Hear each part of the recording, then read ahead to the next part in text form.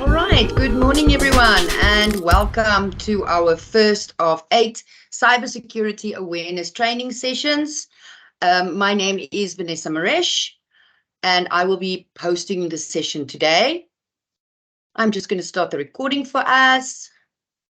Oh, it started already. Wonderful. All right. So good morning, everyone. As mentioned, my name is Vanessa Maresh. I'm going to be your presenter today. This session is brought to you by the Ministry of Information and Communication Technology in partnership with SALT Essential IT. So just some housebreaking rules before we officially start. The session is planned for 1 hour and it is an interactive session. So you're more than welcome to ask questions or put up your hand or use the chat function. If I don't see your hand, I do have some colleagues from SALT on the call today. Thank you so much, Beulah. I see you are there. So thank you very much for joining and helping me. And Raquel, thank you, Raquel, for joining me and helping me with the admissions and also with if there's something in the chat or a question or a hand that I might not be seeing. So thanks, everyone, for joining. The session, like I said, is an hour long. Let's keep it interactive. Questions are welcome. You can also use the Q&A, so you can just jot them down if you want us to look at those questions at the end of this session. So please do make sure your mic is muted. I've noted sometimes people take off their mic and it's quite disruptive for the rest. So the background noise can be a bit annoying. And we also want to have a nice recording that we can share and you can share with anybody who could not attend today's session. So we are going to also have a little test at the end of the session. So please pay attention, because there will be a little test.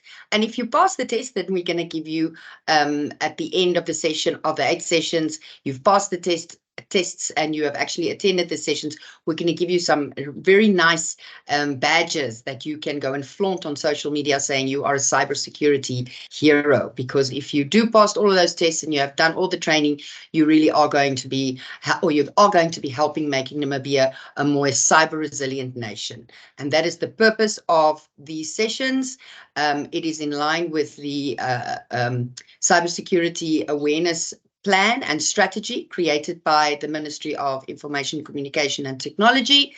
And this is a big part of it, is the awareness and the training that we can make every single person in Namibia.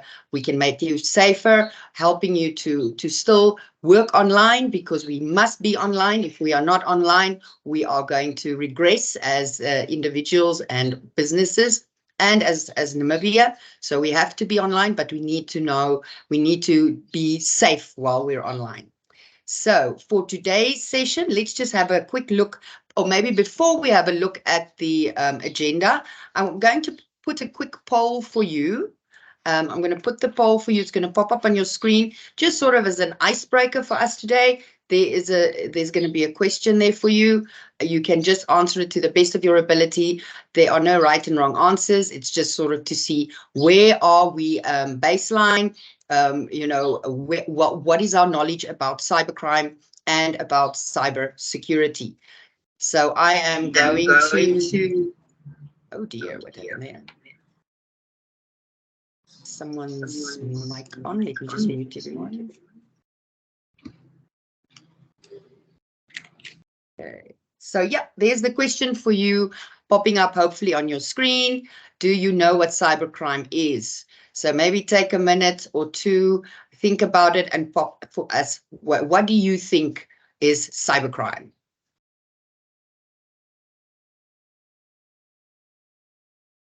You don't just have to answer yes or no. You can also tell me what you think it is.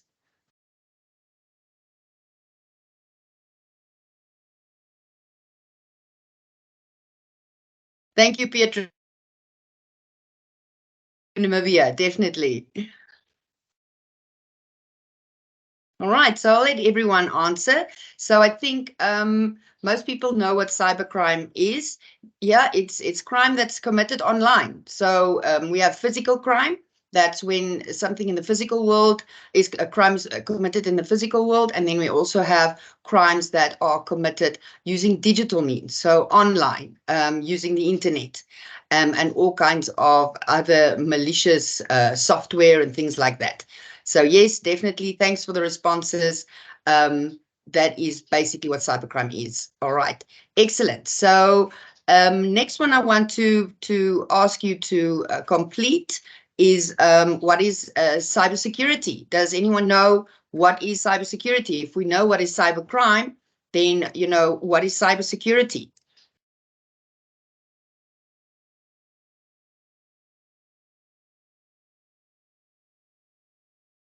Where's the form, Vanessa? It should pop up in your screen, George. Is it not popping up? Can't see it. What is cybersecurity? You can also go to the chat, George. If you go to the chat, the form will also be in the chat. Thank you. Okay. Anna says criminal activities committed via computers or software. Excellent answer, definitely. No, actually not a criminal activity. Oh, you're probably talking about the first question, the cybercrime. Cybercrime, yes, is criminal activities committed via computers or software. And cybersecurity is actually what we can do to protect ourselves against cybercrime. So some nice answers there. It's software and data, online theft. Yeah, those are crimes. Those are crimes, definitely. Cybersecurity is the protection. Definitely, that's wonderful. Cybersecurity is the protection. It's protection of our online identities, of our physical identities, or our physical self, because even if the crime is committed online, many times they can actually physically do something to us as well. What do we have here? Some more measures put in place. Yeah, very good. Thank you. Awesome. Okay, wonderful. I think we understand what is cybercrime and what is cybersecurity. So thank you so much for everybody's responses. We're going to jump into the session now. So our agenda for today is we're looking at in a bit more depth what is cybercrime. We are going to look at the different components or the different elements that criminals can use to commit these crimes. And the unfortunate thing about this is that 90% of times it is our own doing or not understanding what we're doing online that actually causes or can help the criminals commit these crimes. So things like personal information, where we go or what we show when we go to places online. We're going to look at a concept called social engineering, which is one of the reasons why cybercrime is today a $10.5 trillion problem. 5 years ago, it was $1 billion problem, $1 billion US problem a year. But because it's become so easy, you don't need to understand computers really anymore or be a software developer or a hacker to commit cybercrime. There are syndicates which have got various individuals and organizations involved to commit cybercrime, and social engineering is such a big part of it, and it's something that anyone can really do. So yes, that's our agenda. Then we're going to have our Q&A, where we are actually going to also be giving you the test to do. And like I said, please pay attention, take your notes, because there is going to be the recording, but for you to pass the test today, we really want you to pay attention, take notes, so that you can become more cyber resilient. Good. So what is cybercrime? Let's go. So cybercrime, which includes everything from theft or embezzlement to data hacking and destruction, is actually up with 600% after COVID. The financial losses due to cybercrime has tripled since 2015. It's due to remote work and an increase on working outside the corporate network. So especially with COVID, a lot of people were forced to work from home, and they didn't really understand the technology. They weren't given the proper training. So they ended up actually, it's sort of like giving a 3-year-old a gun. And not that I'm saying people are 3-year-olds, I'm just saying that if you don't train someone to use technology or tools, then inevitably the criminals are going to find a way to exploit that. So COVID was a big reason, but also a bigger reason really, and this was the start of social media a decade or two ago with Facebook and Instagram and all of those things. people started using social media again without receiving proper training. And unfortunately, that resulted in a new avenue for criminals to exploit people online. So social media and the rise of social media definitely also contributing to cybercrime. On the screen, you do see a couple of the examples. Yes, Namibia is one of the top targeted in the world, really, or in Africa, and in effect in the world, and we are actively being targeted. So with this problem that we are experiencing, that is when the MICT, Ministry of Information and Communication Technology, actually started with doing assessments by third parties to assess the actual state of the issue within Namibia. And they then decided to write or develop a cyber security awareness creation plan and strategy. And as mentioned earlier, this is actually part of it. So what I would like to play for you next is actually just a video from our Honorable Deputy Minister of ICT. I'd like to just play that for you now, just to set the scene as to how what we are doing with this campaign, with the current status of cybercrime, and what are we doing? What is our intention here from a national level as well? So I'm just going to share another screen. And I do apologize if it's going to be a bit laggy on your side. If you are not having good internet, then it might be slow, but I promise we'll share the recording and the quality will be better. Here we go.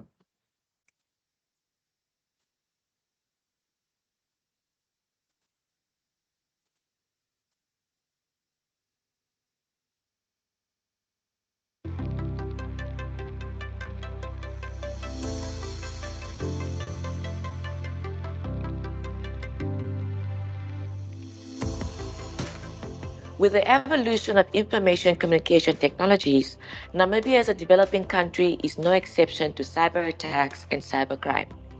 The growing cyber attacks jeopardize the purpose of digital participation and connectivity, as well as the integrity of Namibia's critical infrastructure. The Namibian government seeks to build a cyber-resilient nation. Hence, in line with cabinet endorsement, the Ministry of Information and Communication Technology developed the National Cybersecurity Strategy and Awareness Raising Plan. The purpose of the awareness creation is to empower the nation's citizens with the knowledge and skills to make informed decisions when faced with potential cybercriminal activities, whether in general or at the workplace. The national document is a step towards building cybersecurity resilience and digital security to enable an innovative Namibia and attainment of social and economic growth. With this plan, the nation is prepared to respond effectively to the threats or attacks on network systems and services.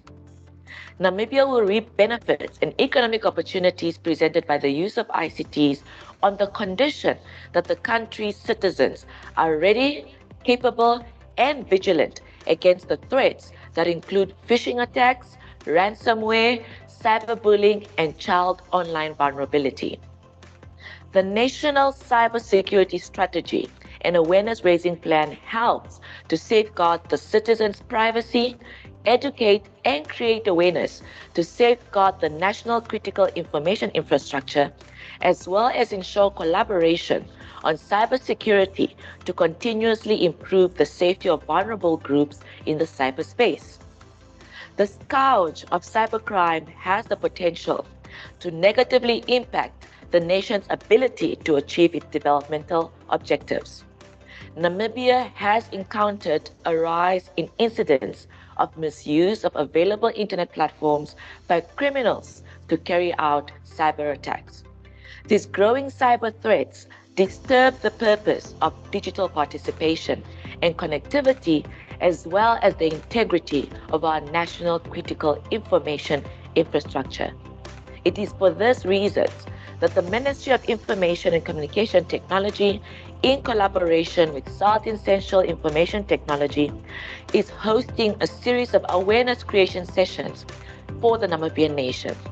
I therefore urge you all to join the ministry and South Essentials efforts to participate in the sessions in order to be equipped with the necessary skills in order to be safe on the internet, protect our nation's critical infrastructure, and make informed decisions should you fall victim or help those who fall victims to cyber attacks. South is a cloud. I'm not going to play the whole video for us today. I am just going to keep it simple, short and sweet. Bear with me while I share my screen again.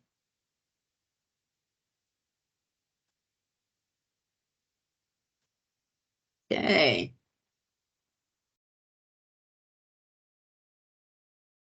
All right.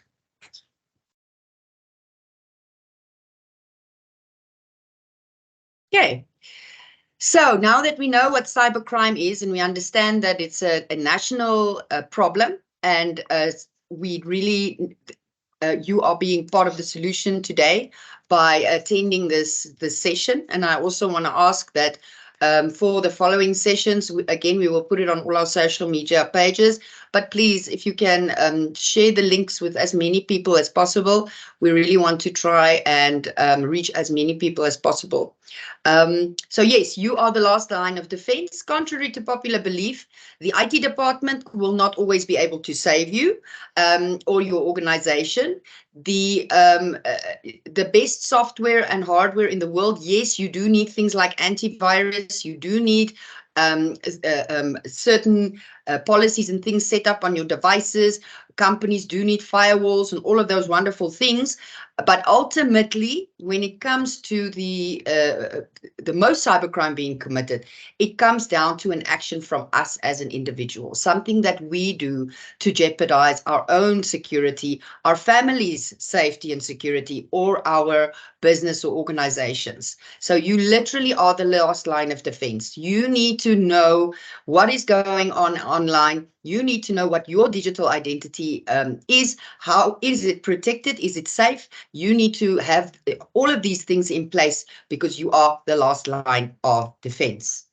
Okay, so I'm going to play you now a short clip. I just want to reshare with sound, if you'll bear with me. Or maybe can I quickly check the sound? Can anyone tell me if they can hear the sound? Could you hear the sound? Second. Yes. Okay, excellent, good. All right, so we're going to look at things, what they use to get to you. So there are things that we put out there that can be used by cyber criminals to commit crimes. So it's called personal information, and most of us are not aware that all the personal information we put out there can actually be used to commit cyber crimes. So let me share a short clip with you about what is personal information.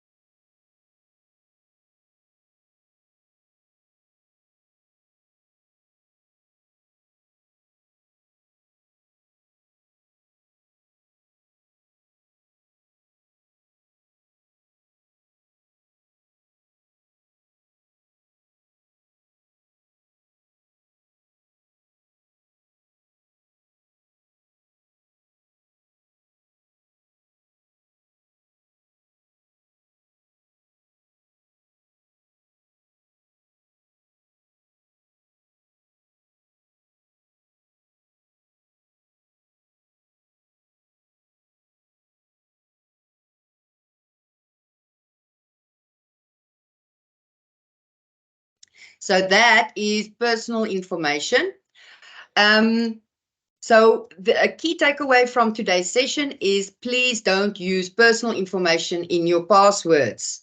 If you use personal information in your passwords and you have things online like the names of your pets or the names of your kids or pictures of your kids, those are all things that the criminals then get access to, and they can actually use to crack your password. So the personal information, putting it out there on social media a lot is very risky. So be wary what you put on social media. And later on, we're also going to have a look at how you can protect your social media accounts from access from people that you don't want, that you don't know, and you don't want them to follow you. We'll look at that. But a key takeaway is do not use personal information in your passwords. So please, that's very important. And if you are, after the session, you are please going to go and change all your passwords. We are going to teach you in subsequent sessions how to make easy to remember, but very strong passwords. But as long as you can already go and change them so that if there's personal dates of births, all of those things, please, you must not have those in your password. I know it's a very hard, many accounts, many passwords. It's very difficult, but it's very important because that's one of the easiest ways you give access to your accounts to cyber criminals. So I'm going to play you another short clip on password protection.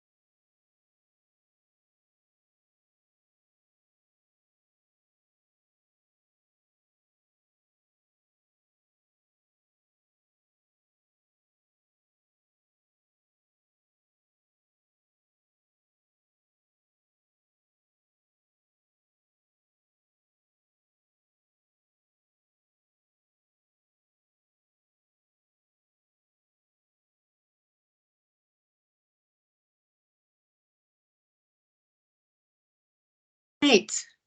Good. So now we know that we shouldn't put personal information, too much personal information out there, especially if our accounts have not been secured, if we haven't looked at the settings of all our social media accounts and made sure that we don't have people on there following us or sharing with us that we don't know. George, did you have a question? Was your hand up or not? Yeah, I just wanted to ask any password manager, or is there only certain passwords? Because I know some password managers are also not compatible with security standards. You are 100% correct. Thank you for that question. Yes, there are preferred ones. Obviously, there are paid for ones, but there are some really trustworthy free ones. So if you are interested in obtaining a free password, a reliable free password manager, then you are welcome to communicate with us in the chat. We'll share some. I don't have their names with me right now, but I can respond to that and we can share that with you. So there are some reliable free password managers. Thanks, George. Okay, so the next one that we are going to look at is where do they get to you? I always use the example, especially for us ladies. You would not go to a really bad part of town in the middle of the night with a very short skirt and a very revealing blouse. You would not do that, all right? The same applies to the internet and social media. all of the places that I'm showing you here on the screen are potentially risky places. It doesn't mean you can't go there, but you're not going to go there with your personal bits hanging out, for the lack of a better analogy. So everywhere on the internet is potentially a place where we can become a victim. But if we know what not to put in those places, like too much personal information, and how to protect ourselves in those spaces, we can safely use them. We cannot not be on the internet. I've said this before, I'll say it again, because there is so much opportunity with being online, working online, so many opportunities, especially for entrepreneurs. But we must just know how to be safe while we are online. So yes, social media is, I think it's just you, Absalom, that can't see the screen. I'm going to try to share and reshare, okay? So we can see if that solves your problem. Okay,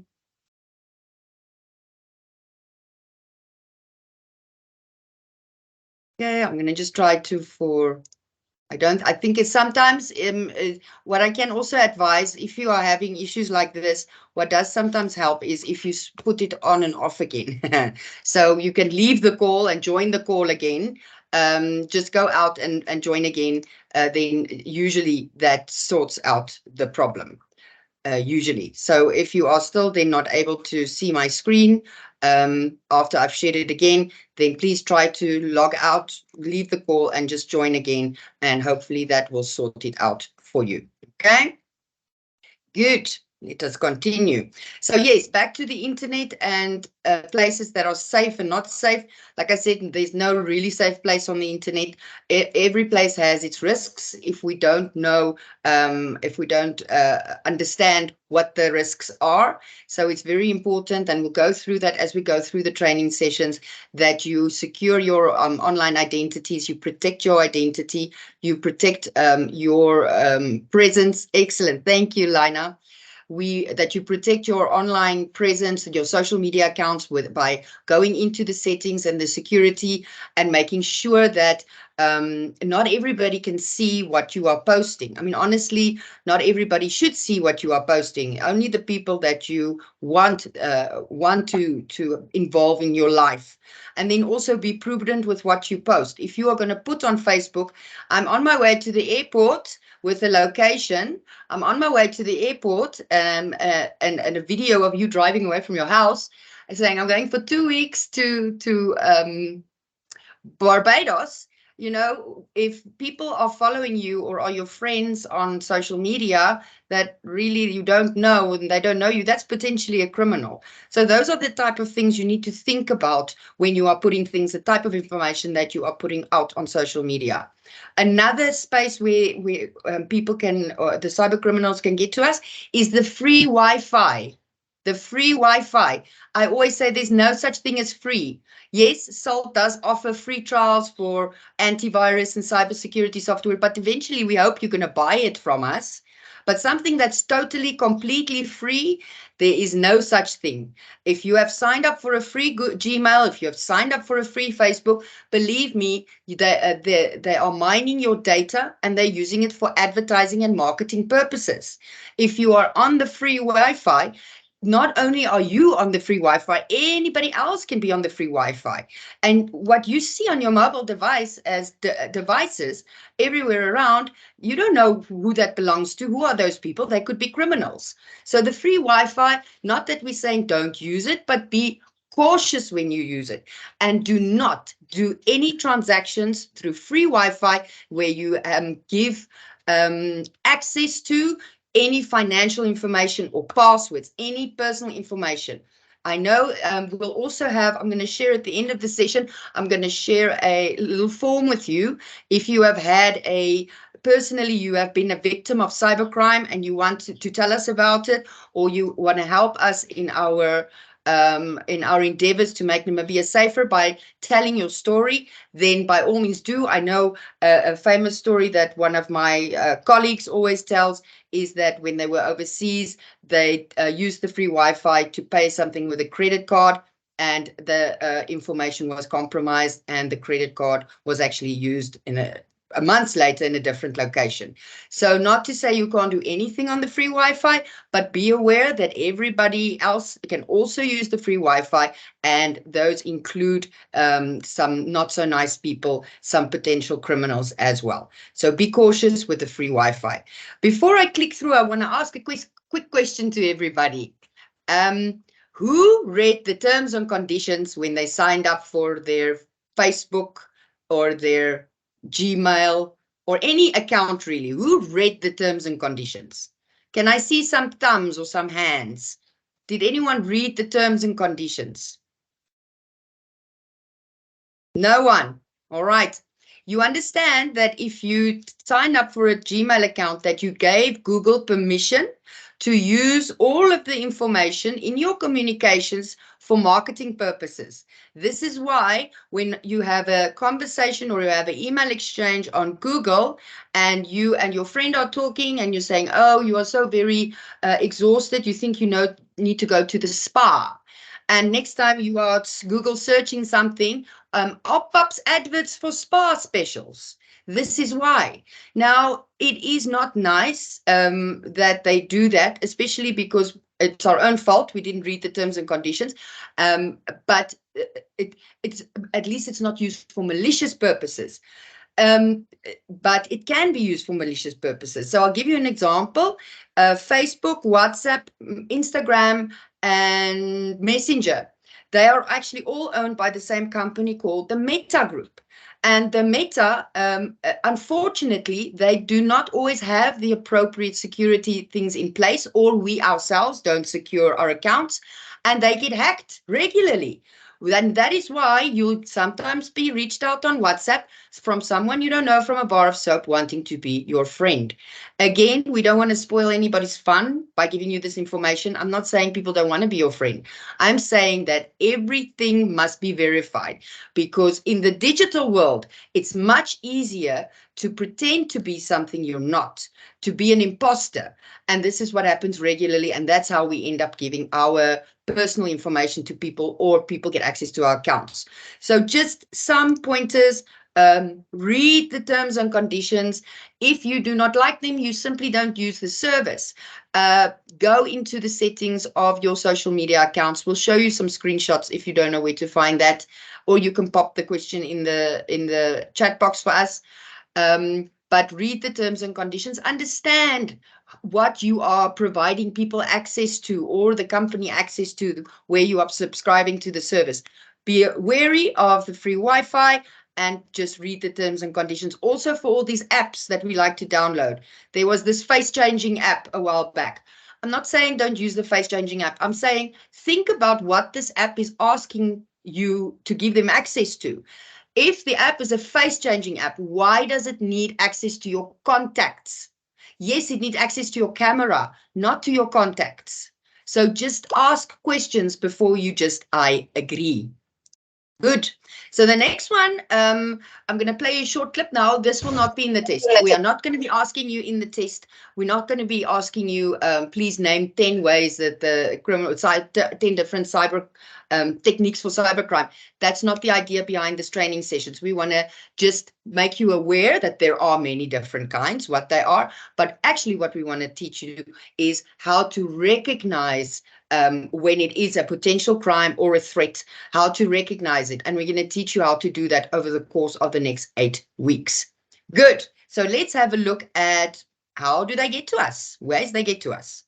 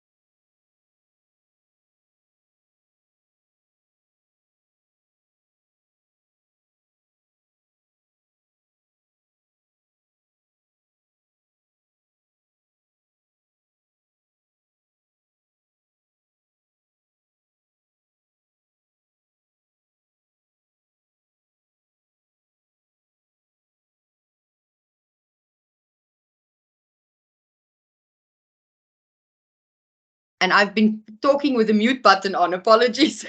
All right. So I put some images there on the right-hand side of the slide, which is typical things that you see on social media. It's asking you to play a game, or, what are you like, or, these typical things we do on social media. And again, not to say you shouldn't be interacting with these things. When you need to start worrying or be concerned is when they're asking for personal information, or anything that can be linked to your identity. So again, just be wary, be cautious. I liked very much what Beatrice said, trust but verify. I would just say verify but trust, Beatrice, to switch it around. Just verify the legitimacy before you go ahead with it. Okay, so there are 10 types of cyber attacks. Again, this will not be on the test, but you need to know about them. So I'm going to play you this clip about 10 types of cyber attacks.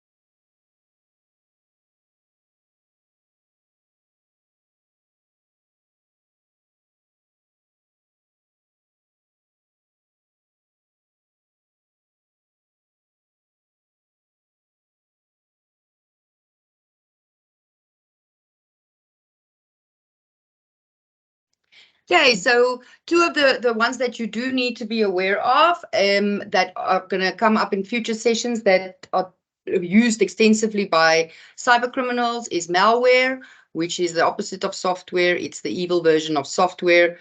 It disrupts and damages our systems, and domain spoofing. So domain spoofing, we're going to look at again a little bit later because it's super important to understand that domains can be spoofed. And when a domain is spoofed, that means the website URL is different, but it takes you to a website that looks the same as your banking website, for example, but it's not, and you enter your credentials, then that's also how cyber criminals get access to our account. So we're definitely going to look in more detail at domain spoofing, but for now, let those two be in your minds. Malware and domain spoofing are two of the ways that the criminals can get access to our systems or our credentials.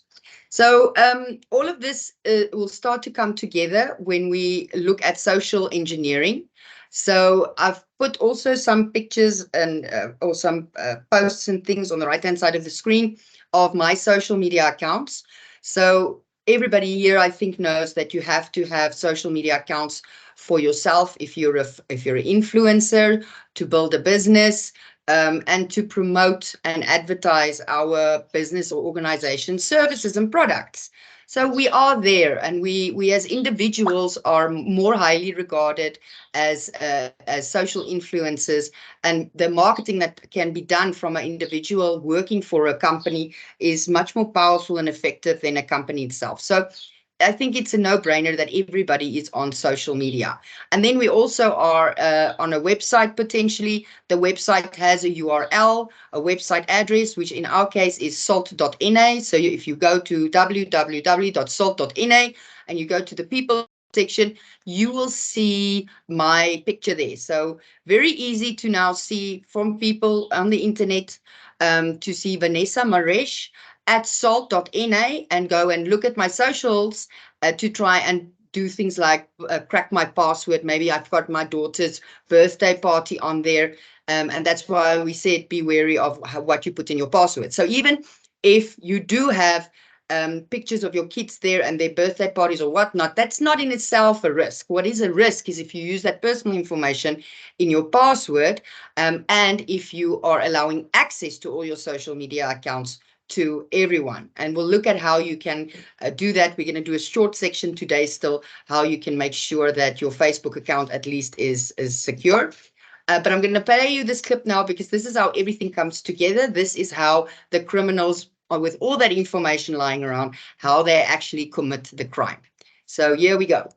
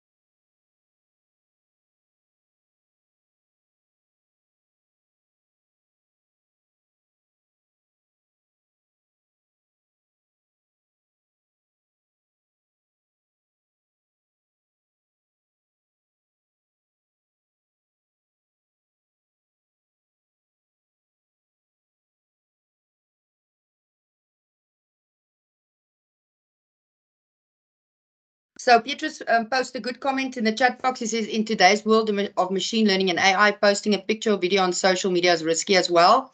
You actually answered your own concern by saying trust but verify. They can use AI, they can, and machine learning, obviously they can post malicious things about you.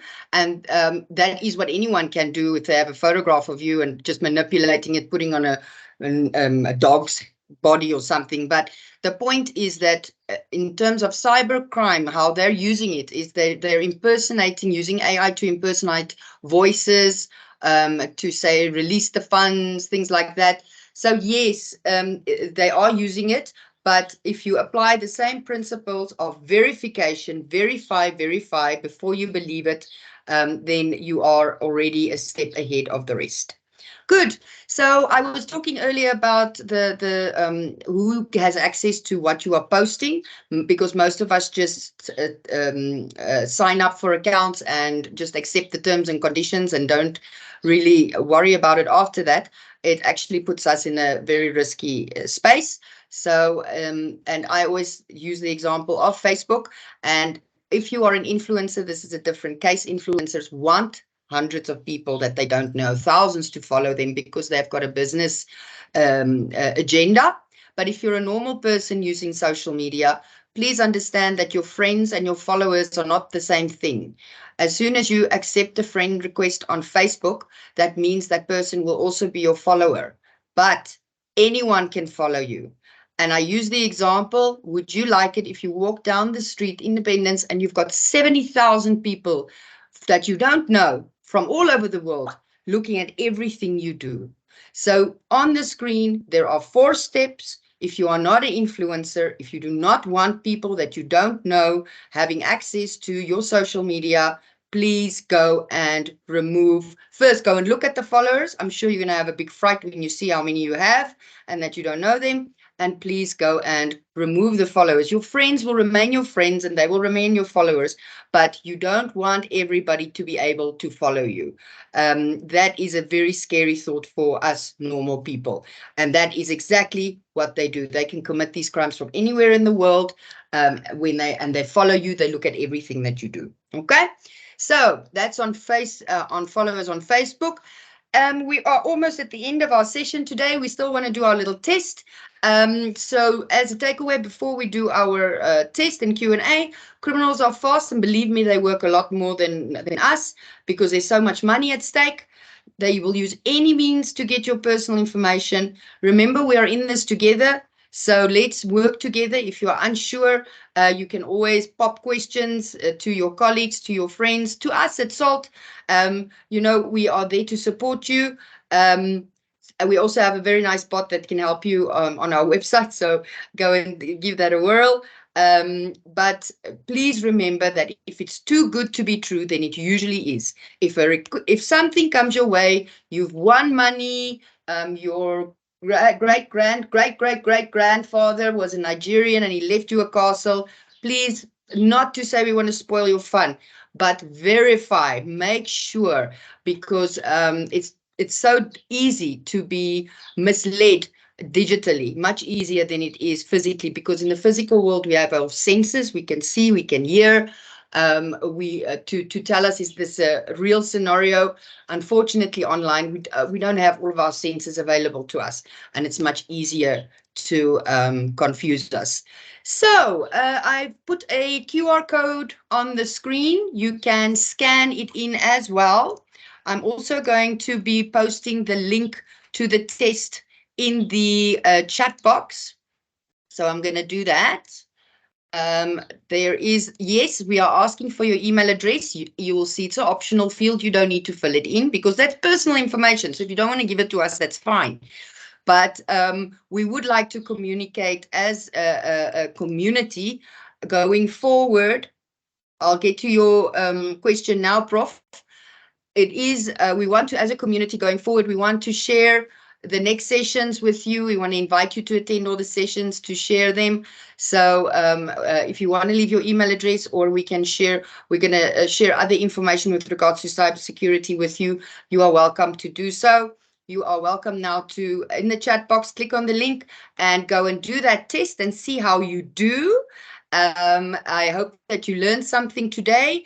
And with that being said, I'm going to just as a final thing, I'll also share before we end the session, I mentioned that if you want to talk, tell us about your experience, we do want to hear about experiences, because when we hear about experiences and you're willing to talk about that, it will help the next person not become a victim to the same criminal or criminal syndicate. So please click on the link if you want to. Give us your, do your test, and I'll also share in just as we end the session today, I'll share the link for if you want to be part of our campaign to raise awareness. You can raise your hand, you can tell your story, we can do a video, we can do a recording, you tell your story, we post it on social media, and you will help make it some more cyber resilient Namibia. So thank you very much. I'm going to move over to Q&A now for our last few minutes. There was a question from Prof in the chat box. And the question was, is it safe to accept cookies when browsing certain websites? Number one, that depends on the safety of the website. So we are also going to be looking at what websites are secure and which are not secure.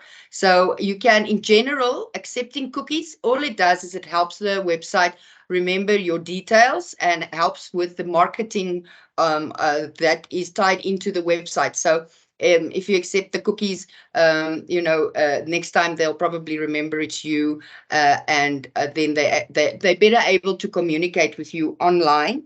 So if it is a service that you are interested in, or you want to, that you want to interact with this organization in a long-term period, then yes, you can accept the cookies. In itself, there's no risk in the cookies can't harm you. They can't expose your systems. If there is a malicious website, however, then accepting the cookies could have some risk. So we're going to look at later sessions how you know, is this a real website, by looking at the S for secure and that it is a protected website. But in general, cookies cannot harm you. So you can go and accept those cookies. Actually, it is a standard that one must have one must give that ability to people to accept the cookies. But in general, no, you can accept the cookies, you'll be okay. They're not poisoned. Any other questions? Any other questions? Good. Okay. So if there are no other questions, I am going to give one last survey or a little form you can fill in for us, just to tell us what your experience was about our session. You are welcome to give us also, it's in the test at the end, you'll see you can also give more comments. We are open to suggestions and ideas, and if you think we can do something better, we want to make these sessions really amazing for everyone, so they want to attend them, so that we can support the initiative of MICT and SALT and the government, and make Namibia a more cyber resilient country. So please do tell us what you think we can do to improve. And we really enjoyed having you on the session today. There's a hand, George.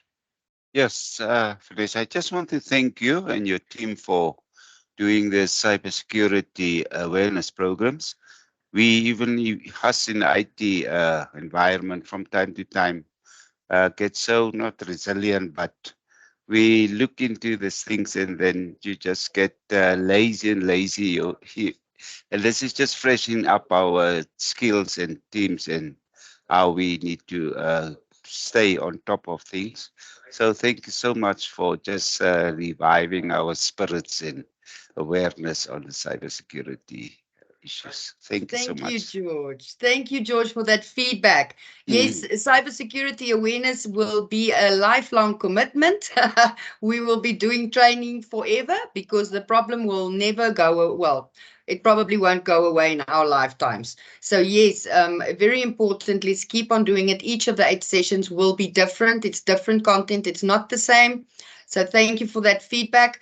We look forward to seeing everybody on the next session. It's next week. Friday, same time, same place, 11 o'clock. We'll be sharing the links. And if you leave your email address, we'll email you the link to register for next week's session. We'll also be posting everything on social media, all the links and the registration starting on Monday, Tuesday. Please share it far and wide. The more people we can get on these sessions, the more cyber resilient we will become. So thank you very, very much. I'm going to put as a last action from my side for today's session, I am going to put a link also in the chat box. This link specifically is if you want to be part of our campaign, if you are willing to talk about your story.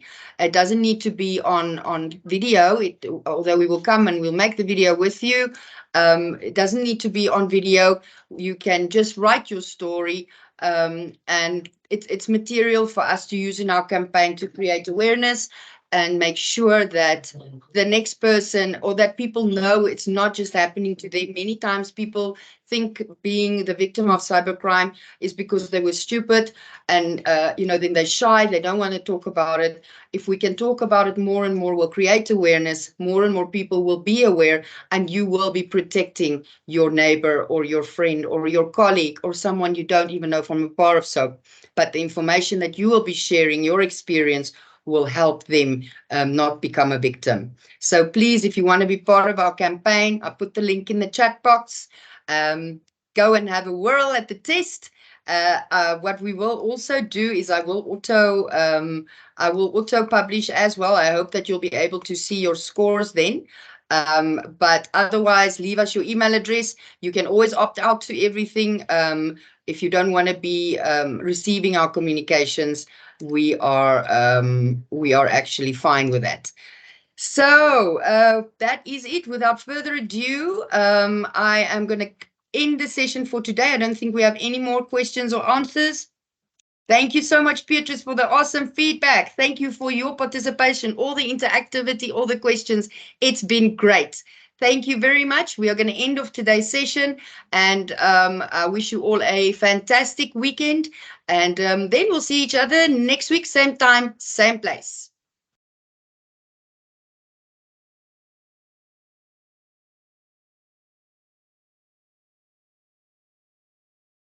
I think I will let my little avatar say goodbye. Beulah, Raquel, do you want to do the robot dance with me to wish everybody a happy weekend?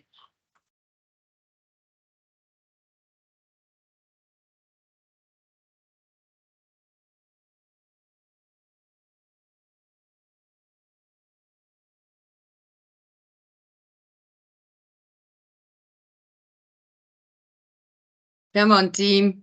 Don't be shy. Let's end off this session on a high note.